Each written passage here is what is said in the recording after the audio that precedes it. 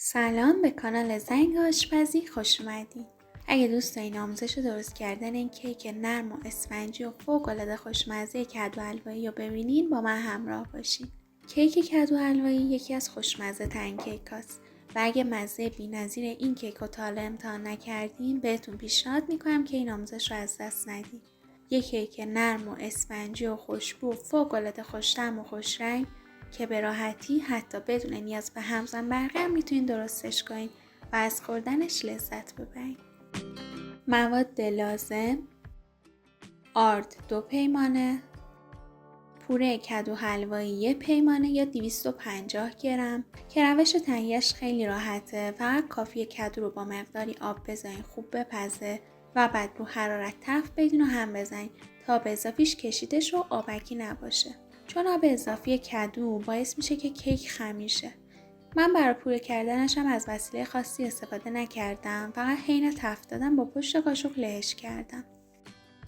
شکر 1.4 پیمانه که این 1/4 پیمانه رو من به خاطر کدو حلوایی میخوام اضافهش کنم.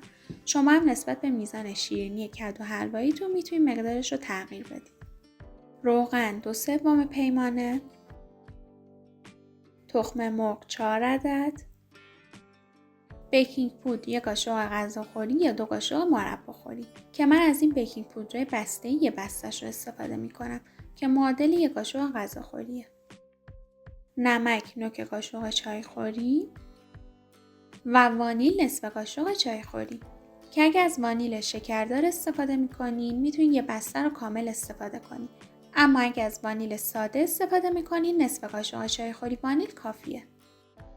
دوستان حتما 45 دقیقه قبل اینکه درست کردن کیک رو شروع کنین همه مواد رو بذارین خارج یخچال تا به دمای محیط برسن. برای درست کردن این کیک خوشمزه نیازی به شیر نداریم. همچنین اگه دوست داشتین میتونین از دارچین و گردوی خورد شده هم استفاده کنین که کاملا سلیقه‌ایه. خب برای شروع داخل یک کاسه تمیز 2 پیمانه آرد و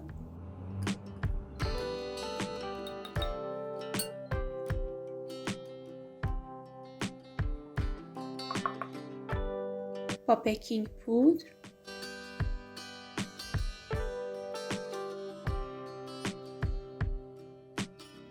و نمک مخلوط میکنم.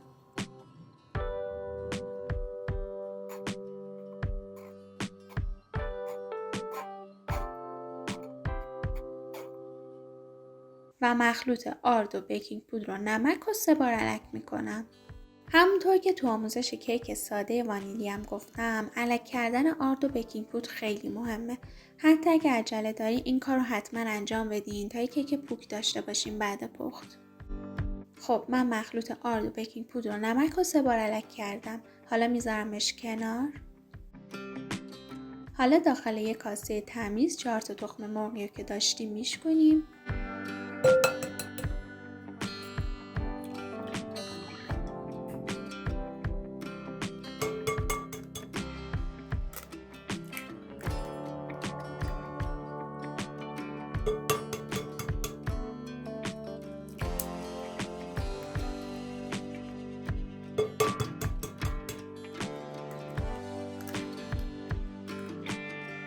بهش وانیل رو اضافه میکنم تا بوی تخم مرغ رو بگیره.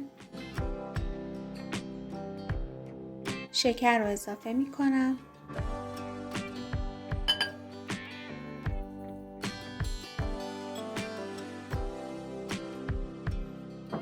و با همزن برقی یا همزن دستی حدود 6 دقیقه میذارم تا زمانی که مخلوطم کرم رنگ و کشدار شه. اگه مثل من از همزن دستی استفاده میکنیم میتونیم به این شکل یا حالا هر طور که دوست داشتین حدود 5-6 دقیقه مواد رو با همزن دستی بزنید تا زمانی که مخلوطتون کرم رنگ و کشدار شه و حجمش بیشتر شه.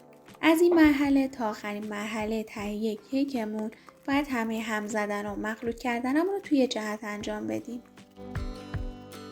هم زدن تخم مرغ و شکر تو کیفیت کیکمون خیلی تاثیر داره و این حالت کف کردن و کرم رنگ شدن باعث پف کردن کیکمون میشه. پس این مرحله رو خوب و با دقت انجام بدید. خب من تخم مرغ رو با وانیل و شکر حدود 5-6 دقیقه زدم و به این شکل در اومد. میبینین یه حالت کشدار داره مخلوطمون. حالا بهش روغن رو اضافه میکنم. و 1-2 دقیقه دیگه میذارم تا روغن کاملا مخلوط شه با موادمون.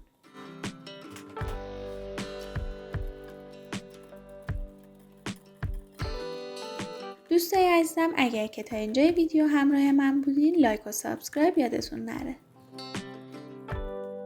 خب الان کاملا یه دست رو مخلوط شده.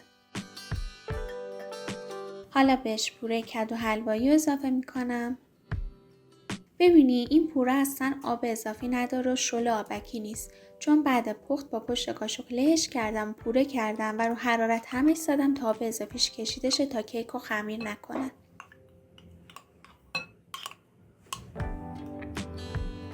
حالا پوره کدو رو با مایه کیک میکس میکنم تا کاملا یه دست شه مخلوطمون. حواستون باشه که پوره گرم رو به موادتون اضافهش نکنین و اجازه بدین که پوره کدو حلوایی به دمای محیط برسه و بعد به مایه کیک اضافهش کنین.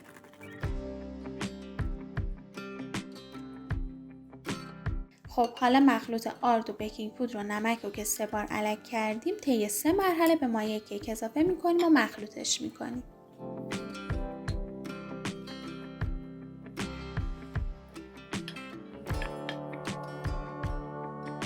لازم نیست که زیاد هم بزنیم، فقط در حدی که آرد کاملا با مواد مخلوط شه و گوله گوله نمونه کافیه.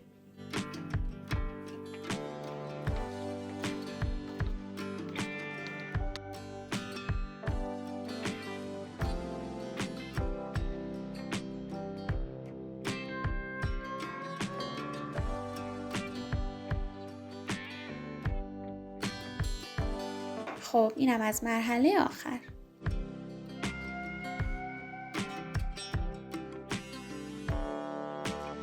مایه کیک ما الان دیگه آماده است که بریزیمش داخل قالب. قالب کیک رو با مقدار خیلی کمی روغن چرب میکنم.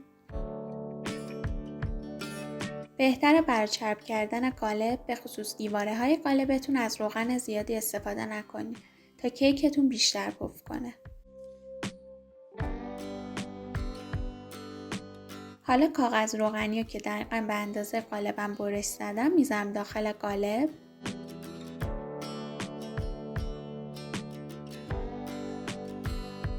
و روی کاغذ روغنی هم دیگه چرب نمی کنم. حالا مایه کیک رو میریزم داخل قالب. سعی کنین قالبتون رو قبل شروع کار آماده کنین تا سریع مایه کیک رو بعد آماده شدن بریزین داخل قالب.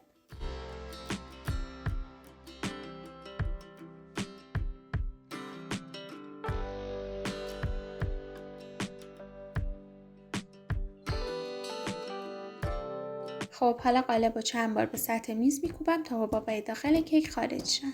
حالا میذارمش طبقه وسط فری که یه رو پیش گذاشتم گرم شده تا با دمای 180 درجه سانتیگراد به مدت 50 دقیقه الی 1 ساعت بپزه که این زمان بستگی به فرتون داره. فقط حواستون باشه که قبل 45 دقیقه یا 30 دقیقه در فر رو به شما باز نکنید تا پف کیکتون نخوابه. خب بعد 1 ساعت کیک ما پخته. یه کیک فوق‌العاده خوشرنگ و خوشمزه.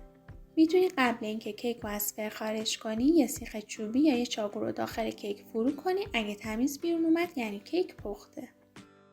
من اجازه میدم یه مقدار خنک شه و بعد از قالب خارج میکنم کیک رو.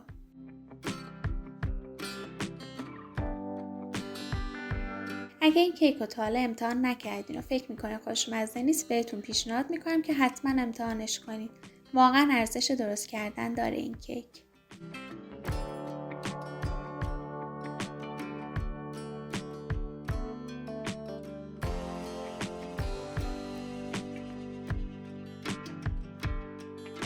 میبینین چه کیک خوشرنگیه؟ یه کیک اسفنجی و پوک و خوشرنگ و خوشمزه.